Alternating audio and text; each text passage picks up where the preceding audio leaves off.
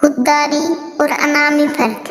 اکثر لوگ خودداری اور انا کا ایک ہی معنی لیتے ہیں اور پھر اپنی انا کو تقویت دینے اور دوسروں کو خود سے کمتر سمجھنے اور ثابت کرنے کی کوشش کرتے ہیں، اور بڑے فخر سے بیان کرتے ہیں کہ میں انا پرست ہوں، مجھے کسی کی پرواہ نہیں۔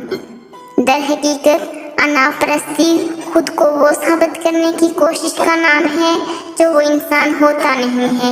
انا پرست انسان اپنے احساس کمتری کو کم کرنے اور چھپانے کی غرض سے خود کو دوسروں سے اور دوسروں کی نظر میں بہتر ثابت کرنے کی کوشش کرتا ہے، اور پھر اسے انا پرستی کا نام دے کر اپنے احساس محرومی کو زندہ رکھتا ہے۔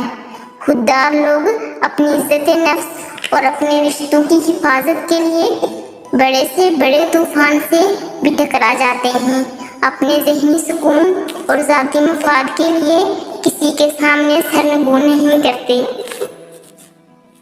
انا بےعزتی کا نام ہے۔ انا پرست انسان اپنے لیے جیتا ہے۔ انا پرست انسان کسی کے لیے دوسروں کے جذبات اور عزت نفس کوئی اہمیت نہیں رکھتی۔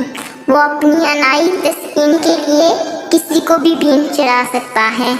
انا پرست انسان کو اپنی میں کے علاوہ کچھ نظر نہیں آتا، یا یوں کہنا مناسب ہوگا کہ انا پرست انسان جزوی اندھا ہوتا ہے، اور اس اندھے پن میں وہ محبت کرنے والے رشتوں کو بھی کھو دیتا ہے اور اسے اپنی بے وقوفی نظر نہیں آتی۔